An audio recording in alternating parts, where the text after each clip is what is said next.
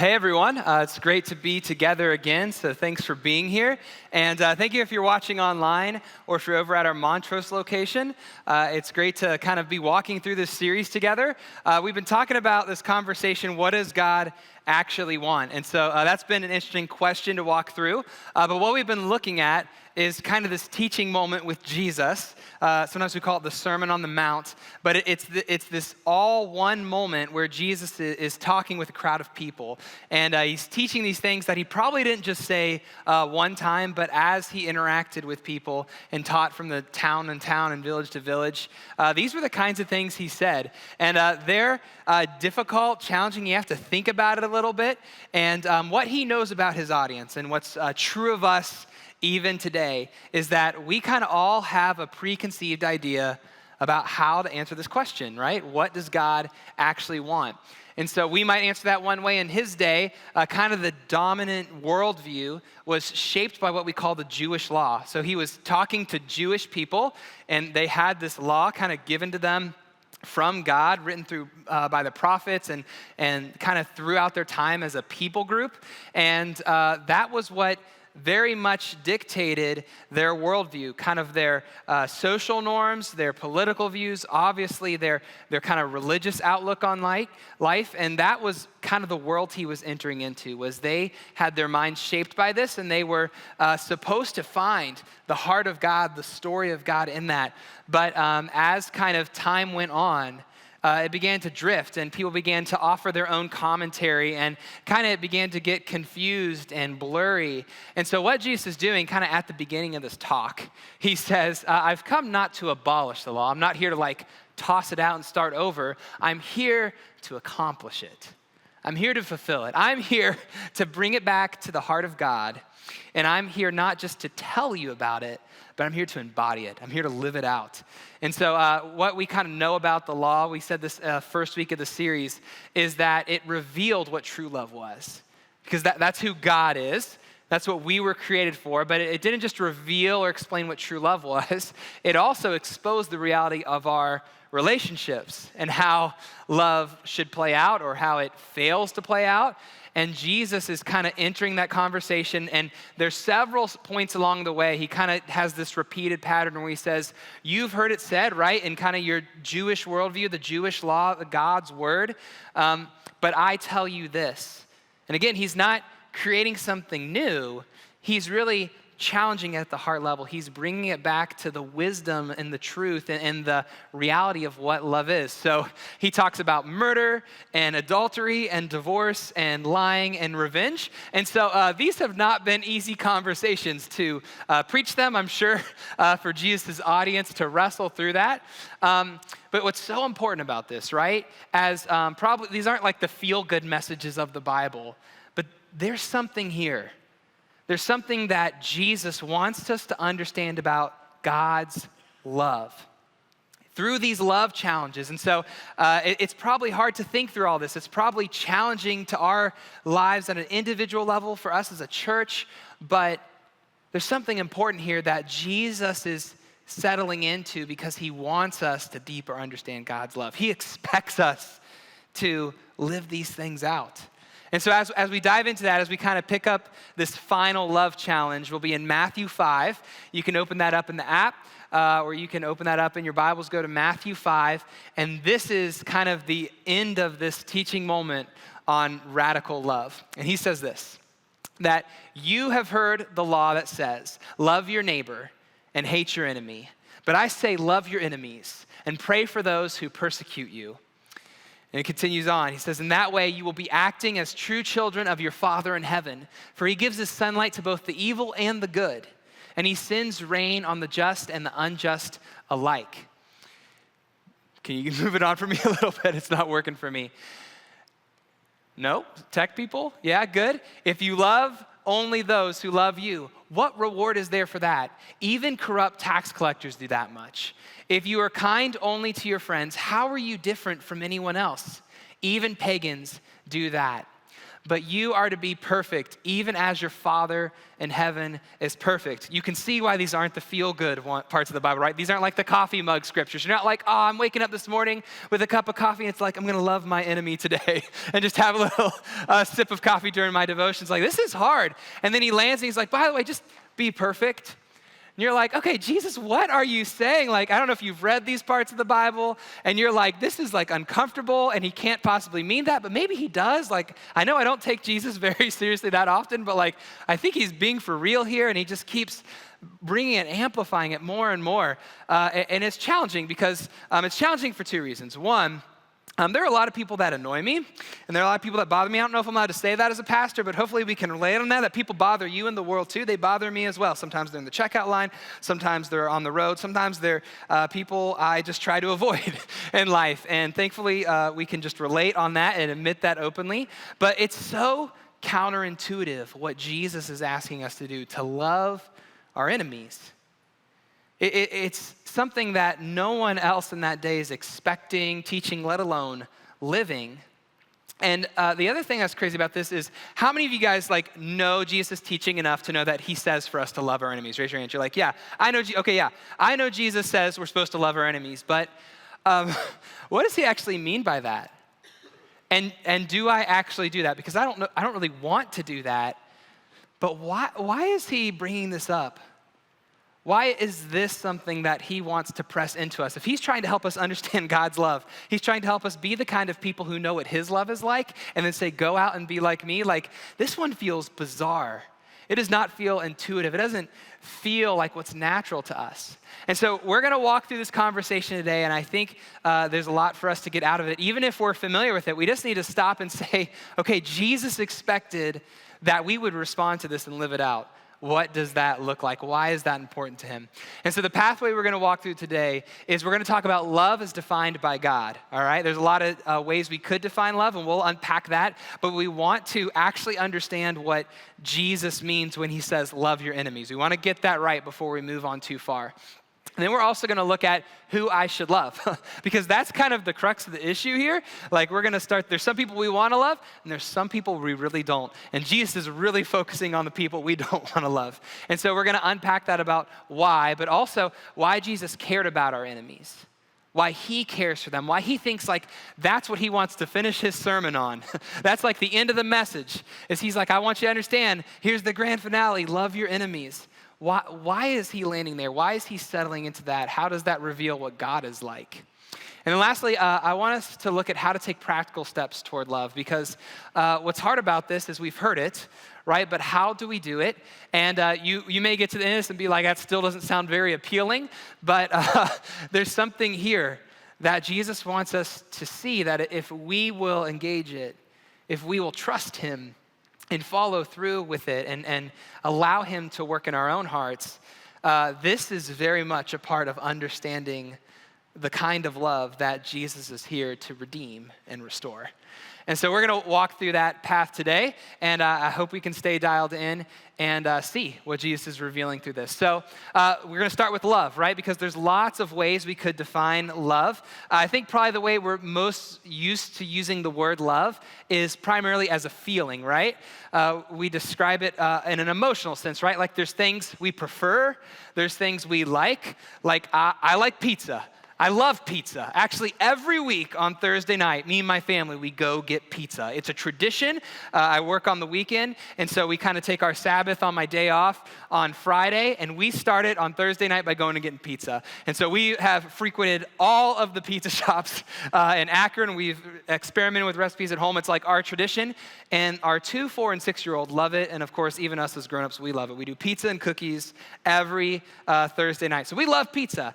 We also love Star Wars in our house, and that's primarily started by me, but now that I have a 6-year-old, almost 7, like, we've made it through all episodes 1 through 9. We've made it through Mandalorian, Book of Boba Fett, we've made it through Rogue One, we've like done it all. We just like geek out on Star Wars, and we love it. Like, when my kids go to the library, do you want to know where they run? They're like, where's the Star Wars section? And they get like the encyclopedia, and that's what they take home. Like, I want to read this. All the Star Wars characters. I'm like, yeah, I'm so proud of you. I love you guys so much. And we just like love Star Wars. We geek out on it. We also use this in like a way of what we care about, right? So we love our family, right? We love our spouse, our kids. We love our community, like the people who are our people, who get us, like are part of our tribe. We're loyal to them, right? So we feel the emotion of that. Like there's a preference, there's an enjoyment, there's like a sense of, I'm gonna stick it through with you. And that's one sense of the way we use the word love. And there's nothing wrong with that. Like it's okay to like things and use it in that way. But only important for us to unpack it later, because there's another way we use this word that I think is a little bit more, it's a little bit more new in our culture. And the way that we'll sometimes use the word love is we'll think of it as agreement. And so we'll say things like, can you accept me? And we'll begin to actually base someone's love for us on if we can see eye to eye with them. And this is really tricky, that this is kind of a newer way of us viewing this, that you don't love me if you don't agree with me, or that I feel like you hate me if you don't agree with me. Because the reality is, like, there are so many human beings in this room and in this world, and I don't know if you've been around human beings very much, but most of us don't see eye to eye. And so we disagree all the time. And there's a danger here when we actually make this a part of our definition, and we start to see, I can't love someone I don't agree with. Or I don't think someone can love me who disagrees with me. Actually, that's really dangerous. That's very polarizing. I think that's why our culture can feel so polarized, is because we're actually changing the definition of love to mean something I don't think it was ever supposed to mean. I don't think that agreement is a part of that, but because we're hoping for that, we're looking for that, we're actually categorizing people as if we love them or they love us based upon agreement. It polarizes us because we just don't see eye to eye on everything. I certainly don't. I haven't found many, if any, people that I agree with everything on. And so this is kind of a part of maybe the cultural definition. Like we all kind of think in these ways, or we hear messages in this way. But what is biblical love? Actually, biblical love is called agape. So this is a Greek word. This is the word that Jesus is using when he says you're supposed to love your enemies. It's actually kind of the repeated word for love in the Bible. There's other Greek words. There's phileo love, right? You know, like Philadelphia, brotherly love. And so like people you like, phileo love's easy love. There's eros love, which is passionate love. And so it's that feeling, it's that emotion. But agape love's a little bit different.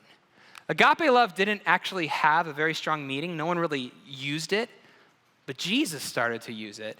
And so actually, where we start to understand what this word meant was by actually seeing how Jesus used it and how his disciples used it.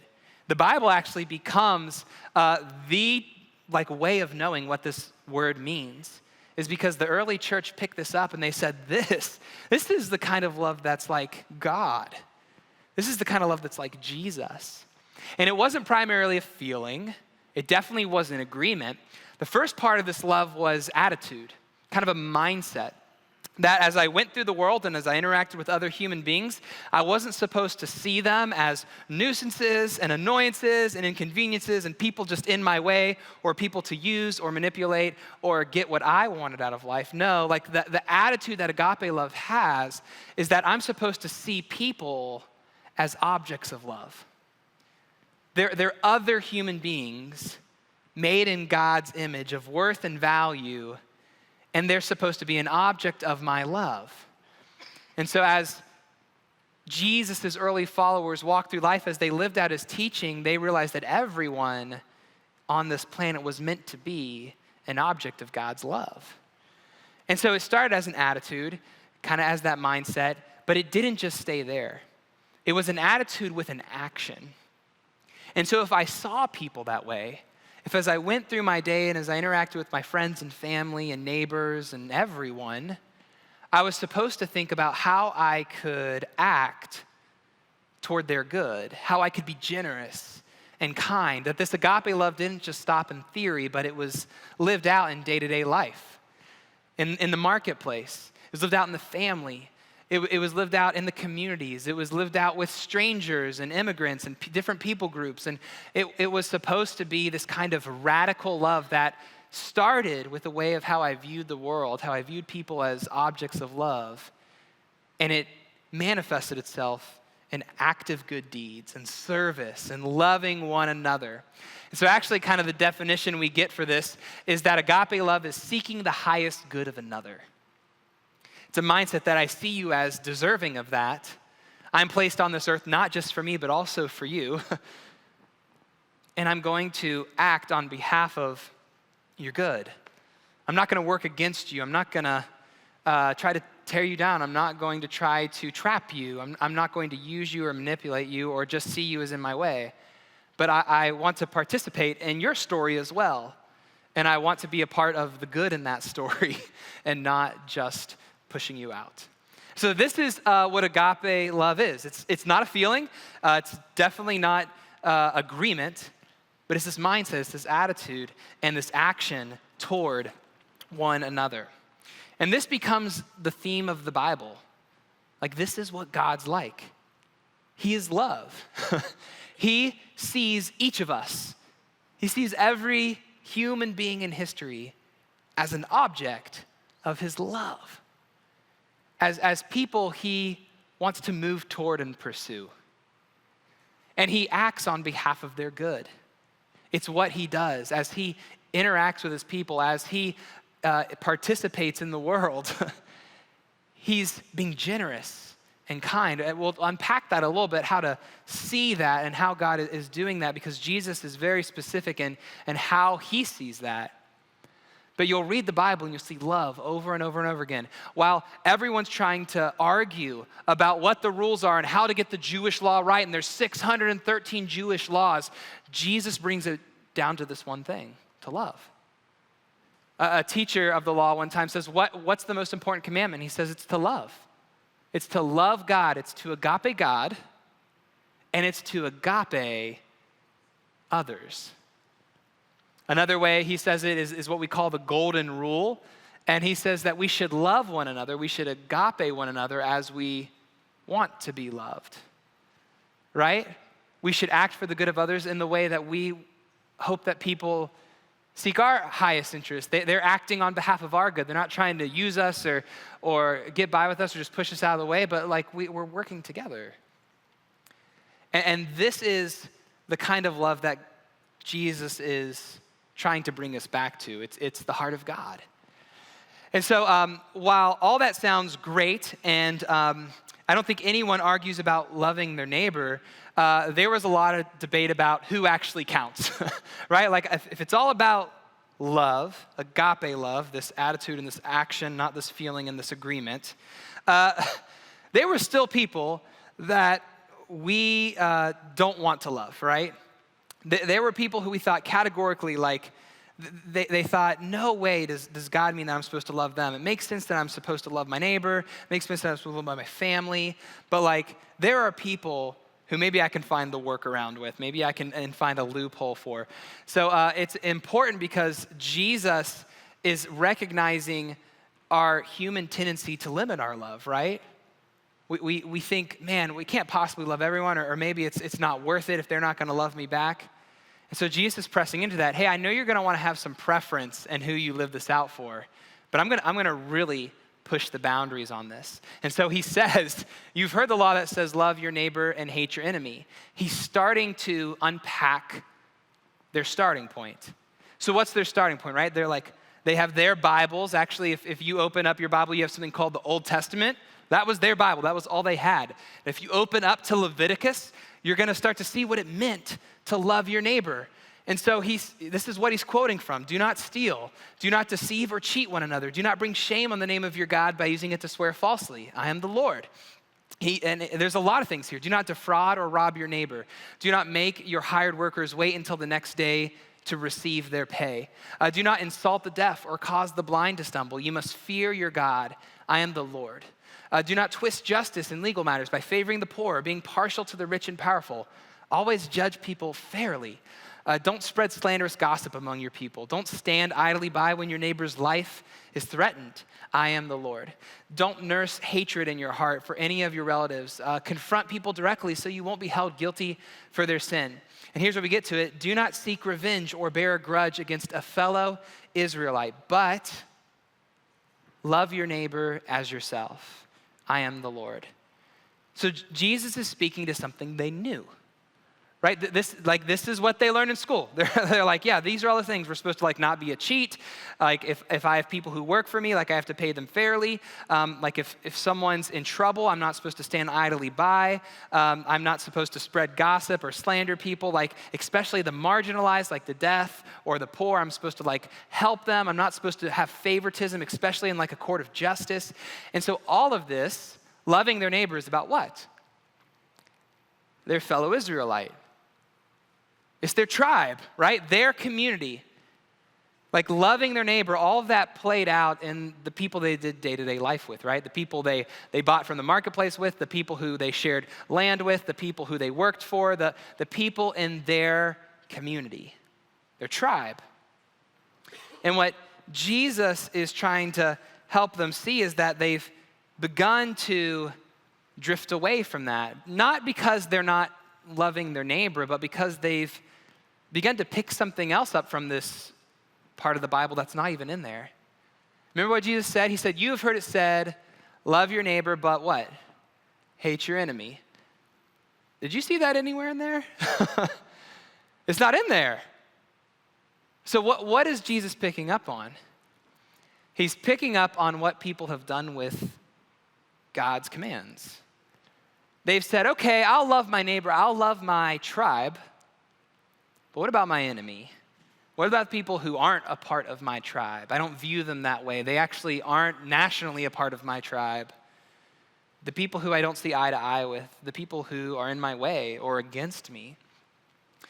And what he's picking up on is not something that came from the Bible. He's picking up on something that people had assumed was okay. And I think we need to be very careful of that, because we can do the same thing today. We can think, I'll love the people who are a part of my tribe, right? I'll love the people who see eye to eye with me, right? We start to kind of creep into the idea of love being a feeling or love being agreement. and we start to only live that way. And we start to infer that it must not be a big deal with God. But the heart of this idea of loving our neighbor is that it didn't just stay in the tribe. It was supposed to expand even to people who we didn't see eye to eye with, people who weren't like us. And Jesus is taking it there. Even though the idea of love isn't new to the Bible, it's all throughout it. The idea of loving your enemy is, at least directly, it's new. And so Jesus says, I say to you, love your enemies. Don't just love your neighbor. Love your enemies. And pray for those who persecute you. What Jesus is saying, they'd never heard before. Why would you hear that before? That's insane. You really think about your real enemies. Do you see who their enemy is? It's those who persecute you. The Jewish people spent most of their existence as a nation being oppressed by someone else. For about 600 years, they were either oppressed by the Egyptians, the Assyrians, the Persians, the Babylonians, the Greek, the Romans. That's 3 times as long as we've been a nation as the United States. And they just lived that, having to be paying taxes to someone else, having to be ruled by someone else, being told to live and function in a way that they didn't want to live and function. And so when they're hearing Jesus say, love your enemy, pray for the one who persecutes you, they're thinking of Rome. They're thinking of the tax collectors who collected taxes for Rome and abandoned their community and worked against them and enabled the enemy. They're thinking of the people who persecuted them. They're thinking of the groups who worked against their cultural norms. They're thinking of the Samaritans. They're thinking of people outside their tribe. From persecution all the way down to just different. And what Jesus is calling them to love an enemy, right? Agape. To agape an enemy is to seek their highest good. I mean, that's not feel good, right? This isn't the feel good takeaway for today. This is really challenging. To actively seek what is their best interest. Not to change how you feel about them. Not to say you agree with them. That's certainly not what Jesus is saying for the godless culture that ruled over them, but to see them, right attitude, as an object of love, and to act on behalf of their good. No one had ever said this before. To be a person of love to everyone, regardless of who they are or how they treat you. And at a minimum, that's to pray for them. Because it's hard to hate someone you're praying for. That's why we don't pray for our enemies. Because we don't want to think about them. We want to categorize them, push them into the extremes, create that story in our head that's like they are this and that and always this and never that. And we create this story in our head of what they're actually like. And at a minimum, to pray for them. The response of a disciple of Jesus whenever we experience persecution or wrongdoing is not just to be passive. It's not to take revenge. Pastor Brad talked about that last week, but it's to love them. To love without preference, whether they're a neighbor, a friend, or a stranger, or an enemy. And so this is radical. So we have this question, why does Jesus care about our enemies? It's one thing to say, like, I get it, like, God is love, the Bible's all about love, but, like, why is this the last thing? Why is this something that, of the 6 things he addresses, he wants to make sure we talk about this? Well, here's what he says. He says, if you love only those who love you, what reward is there for that? Even corrupt tax collectors do that much. If you're kind only to your friends, how are you different from anyone else? Even pagans do that. Even people who don't know who God is, like non-Jews, even they are loyal to their tribe. Even the tax collectors look out for each other. So like all the people you hate, they do exactly what you do. And you're claiming to be different. You're claiming to be like God's special people. You're claiming to know love in a way that like no one else has ever known love before. And you're acting like everyone else does?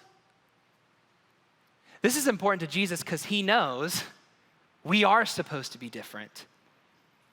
We are supposed to understand love differently than the rest of the world. We're not just supposed to look out for our own, but there's something deeper here. And it's not just difference for the sake of difference. It's because Jesus believes something changes us. That's why these topics are so hard. They hit at the very heart. But as Jesus hits all these things, murder, adultery, divorce, revenge, lying, your enemies, he knows he's hitting at the very heart. And if change can happen at the heart level, then we can begin to see change all around us. And so he's hitting on this idea of enemies, and he's hitting on the idea of something has to change. We have to be different. And what's going to change in us is understanding what God's love is like. And so he says this, right? He says, in that way, you will be acting as true children of your Father in heaven. For he gives his sunlight to both the evil and the good, and he sends rain on the just and the unjust alike. So it's interesting, right? Jesus is like observing all the same things that the people he's talking to observe, right? He's like, you guys know, you see like, the farmer over there, and they take care of their family. They're like kind to their workers. They contribute in the community. Like they're not a cheat. Like they are generous. And God gives them rain for their crops. And then you see the farmer over here who like takes advantage of people and doesn't give a rip about anyone and like cuts corners. And guess what God does? He gives them rain too. Jesus is observing, and he's saying, like, we all just, like, get to benefit from these gifts, right? Like, who can go to the beach? Who can go to the beach and enjoy the sun and enjoy the water? Only the good people get to go enjoy the beach because they deserve it. It's like, no, like, anyone can go. Like, the worst people in the world can go to the beach, and the best people in the world can go to the beach, you know? Like, he's observing something that's actually very normal to us. The sun, the rain, the fact that you're breathing right now. And he's like, do you know that God gave that to you as a gift? You didn't do anything to earn that. Even if you're thinking right now about breathing, you're like, I'm breathing. Like you're gonna forget about that here in a minute and you're gonna still be breathing because God's sustaining you and he wants to give you life as a gift. Even like when you don't do anything to deserve it, like you get the sun and he's just like, enjoy it. Like it's just there to be warm. Enjoy it. It's a gift. These things that we view as maybe just normal, when we admit it, we didn't do anything to make the sun come up today. All we did was go to bed and wake up. We didn't do anything to deserve breath. And Jesus says, this is just God being good. This is something he gave you. And he didn't give it based on preference. He didn't give it based upon how you acted yesterday. He chose to give you all these things for a new day because he's good. The book of Lamentations 3, it says that his mercies are new every morning. And you're like, how do I know that? Like, how's God being merciful? And it's like life, like the sun. He's merciful again today. And this is the worldview that Jesus has. Like, do you understand the things that we take for granted, the things that are just normal, the things that we think we somehow deserve and just should be there are everyday expressions of God saying, I love you and will just act on your good even if you don't think about me today. I'm just going to do it. I'm going to let you breathe. I'm going to give you the sun. I'm going to bring the rain. In Psalm 145, it says, the Lord is gracious and compassionate. He's slow to anger and rich in love. And it says, the Lord is good to all. He has compassion on all he has made. It's just pure grace. Now, one day God will bring all things to account, like he's a good judge as well, but now it's just pure grace. He just gives us all life. And so to act as his children, acting as true children, right? To be people who not only have experienced that kind of love and see the world as ways that God has been generous to us, but then to begin to see what Jesus was like and to be a part of this family, this kingdom, this whole community of people who are expressing God's love, his children. If you want to participate in that, if you want to become like Jesus, if you want to live that out, you're going to do that through agape. This is what it's all about. So in God's kingdom, I don't have the right to treat someone with unlove who Jesus has loved. And that's why he settles into this. He says, the reason I'm going to sit on your enemies is because I love your enemies, even if you don't. And he's good to them, just because that's what he's like. Not because he agrees with them,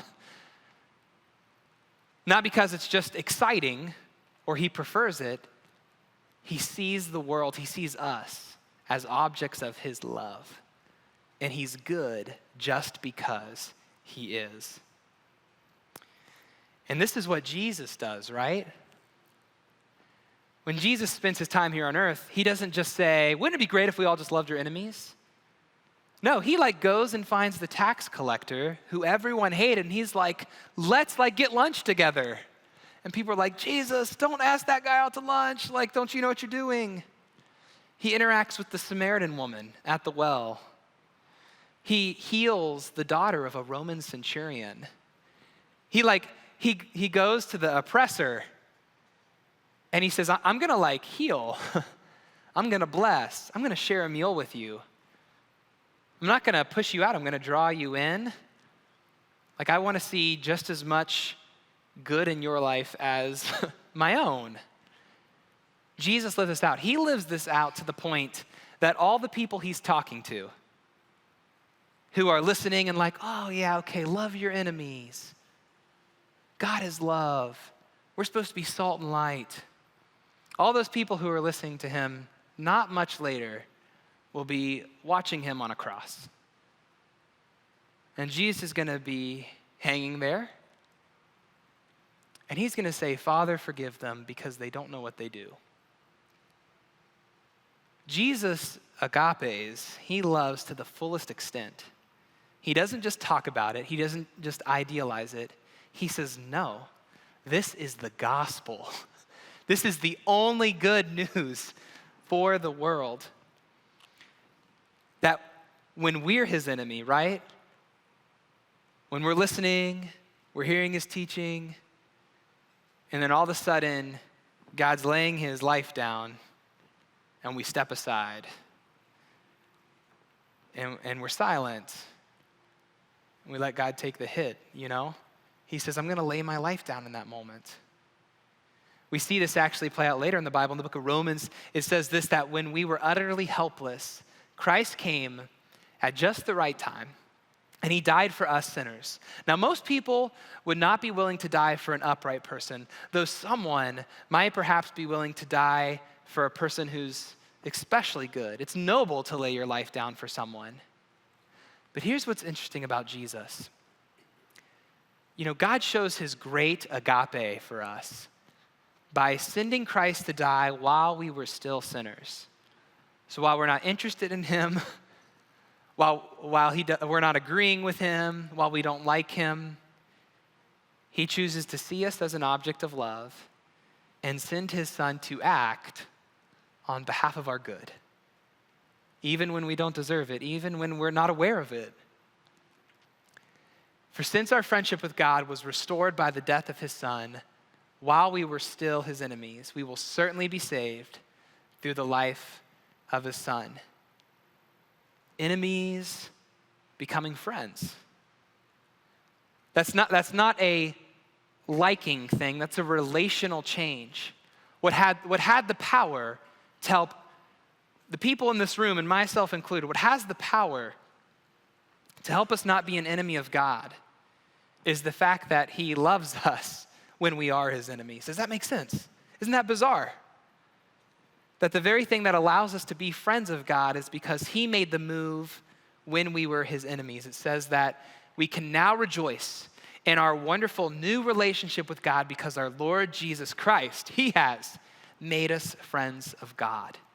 He's changed the relationship.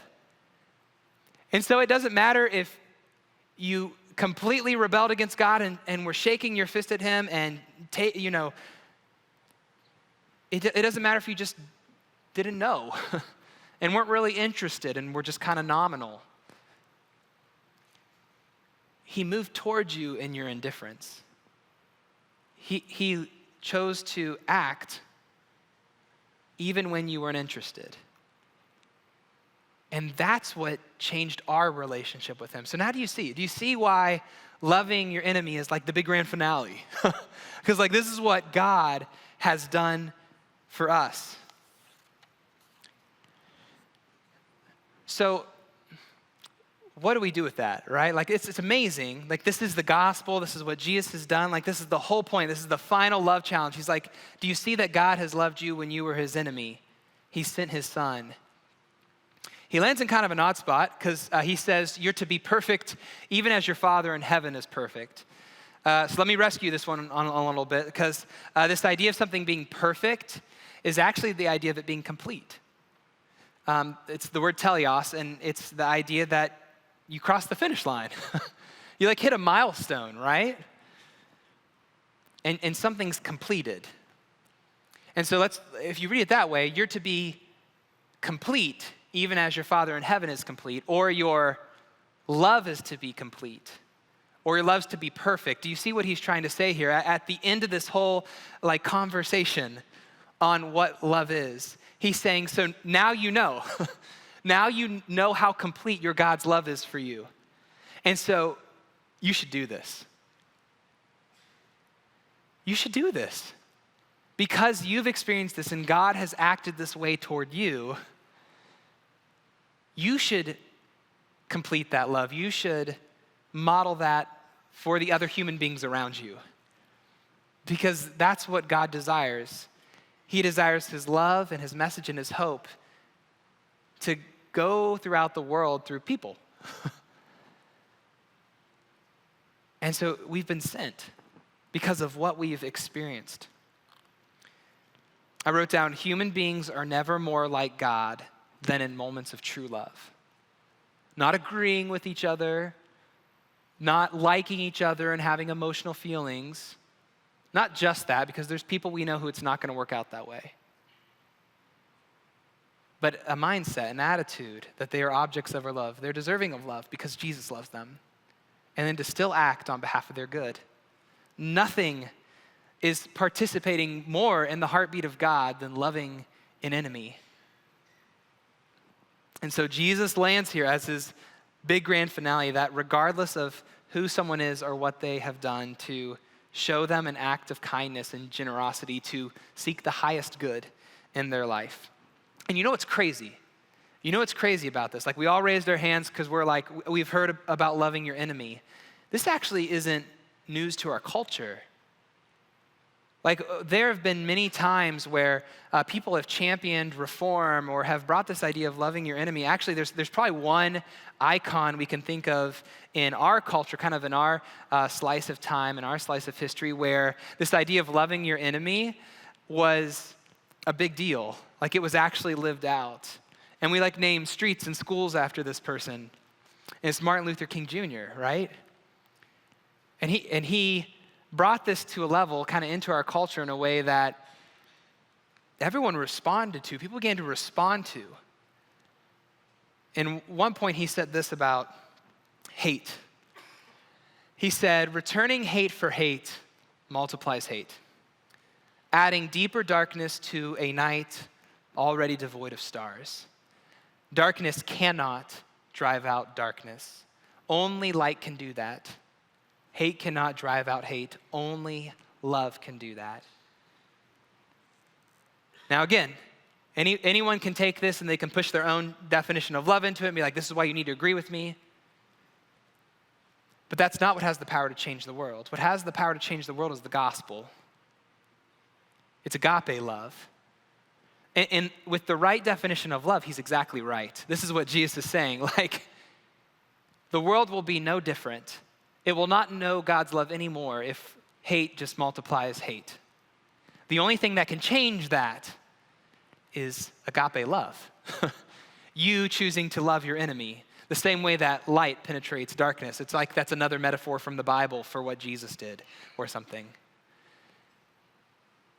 And so our culture knows, our world wants this. We just don't know how to get it. It's because only God can. Agape love does have the power to transform the world. So practically, what does that look like? The starting point for all this is actually you have to identify your enemy. Don't just make a list of the people you hate, although that might be fun.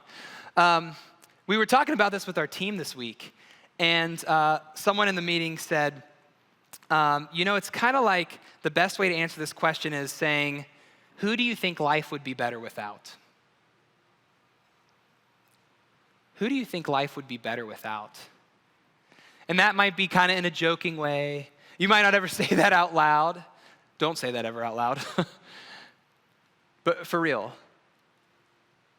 when you think about your week, when you think about your story, like, who do you think life would be better without?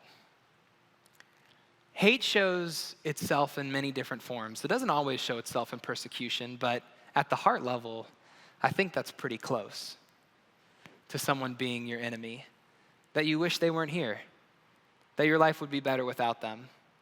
What a bother that God put them near you.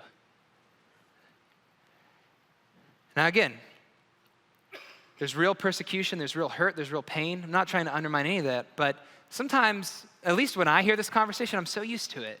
And I'm like, I don't have any enemies. I'm like, this isn't a Marvel movie. I don't have like an arch nemesis. But there are people who I wish life was better without. And I get into that mindset where I begin to categorize them in ways that I think that they don't deserve my love. They don't deserve for me to see them that way or for me to act toward them in that way. The second thing, actually, Jesus just says this. He says, pray for them. Pray for God to work for their good. Don't just pray that they would agree with you. Don't just pray that you would start liking them. Pray agape love. Pray that you would see them the way God sees them, as an object of love. Start there. Pray that you would understand like what they actually need in their life. And don't just hold on to that. If you land somewhere and you're like, man, God's beginning to show me like actually more about this person, or he's giving me just insight or empathy, you don't just stop there. I would encourage you to act on that. And actually, if you're willing to like do this weekend, you're willing to open yourself up to this, like I would encourage you to have one act of goodness by Monday.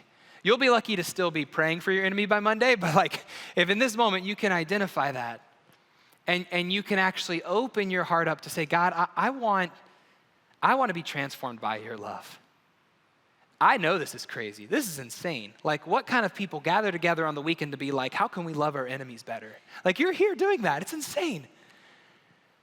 And you are participating in the very good news of Jesus Christ and the kind of love that God showed toward us.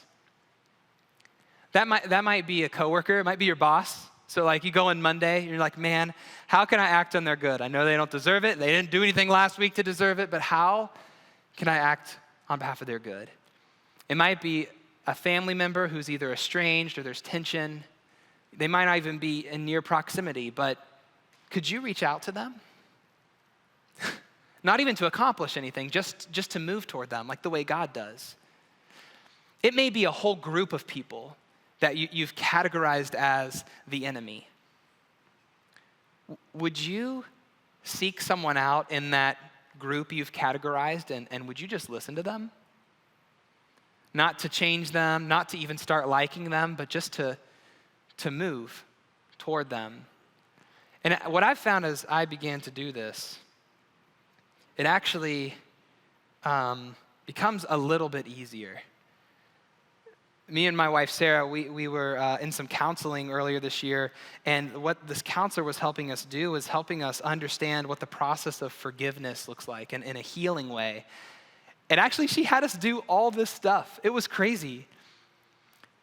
We identified some hurt, some areas, some people we think life would be better without. Wouldn't have worded it that way. But real things. And we began to be honest about that. Yeah, really, this is how I see it. This is where the hurt's at. Began to even like a deeper part of that, seeing like this is broken, like this, it shouldn't be this way, and to have an even deeper understanding and feeling toward that brokenness. But what was interesting in that process as she helped us go through that was this idea of praying for our enemies. And as we prayed, we began to see the brokenness in a new way. We were honest, we hurt, we grieved, but then something changed. We began to see people the way God sees them. Not just as people who are in our way, who would let us down, but they're an object of God's love. And they actually have their own pain. And they have their own hurts. And it was amazing just through this idea of identifying and praying, and then what I was compelled to do once I began to see them that way, once I began to see the hurt and to begin to see them the way God sees it, I remember like walking out of counseling in that time and telling Sarah, I was like, we got to find a way to serve them this week. Like how can, instead of me just always holding on to all the ways they had let me down or all the way, like I began to think like, I'm here to like love them. And I'm sitting here like with my arms crossed, pouting, and God's called me to see them differently and act toward them differently despite what they do. Guys, this can be incredibly healing. I'm not saying you won't have any enemies anymore, or that we'll all just get along and all agree, or that you'll like everyone you don't like. I'm saying that you begin to experience God's transforming love in a real way when you let him do this. His love becomes complete in you. You don't arrive, but you experience his love in a way most people will never open themselves up to. And that's Jesus' Sermon on the Mount. That's what he expected us to do. Not to earn God's favor, but to experience his love, because it's what God's love is actually like toward us. I want to invite the band out and give us some space to pray even now. Father, just thank you for your love. Thank you that even when we don't get it and we kind of lose the heart and intent behind your word, you still move toward us. You still act on behalf of our good. You're still a generous God. And most of all, God, thank you for the person of Jesus, that when we were uninterested in you, when we were ugly toward you, when we crucified you, you moved toward us. You saw us as an object of your love, and you continually act on behalf of our good. Thank you for your mercy. Thank you for how gentle you are with us. Thank you that you've turned enemies into your friends. You've created a new way and a new relationship. I just pray that if there's something you want to do in the hearts of someone this weekend, God, like if you want them to understand your love and you want them to engage this difficult process of loving their enemies, God, give them the grace and the courage to do that. Thank you that you went first and we're not alone. As we do that, God, I pray that we would experience your love in deeper and fresh ways, because you are active now and you are powerful even in this moment. And so we trust you in all things. In Jesus' name, amen.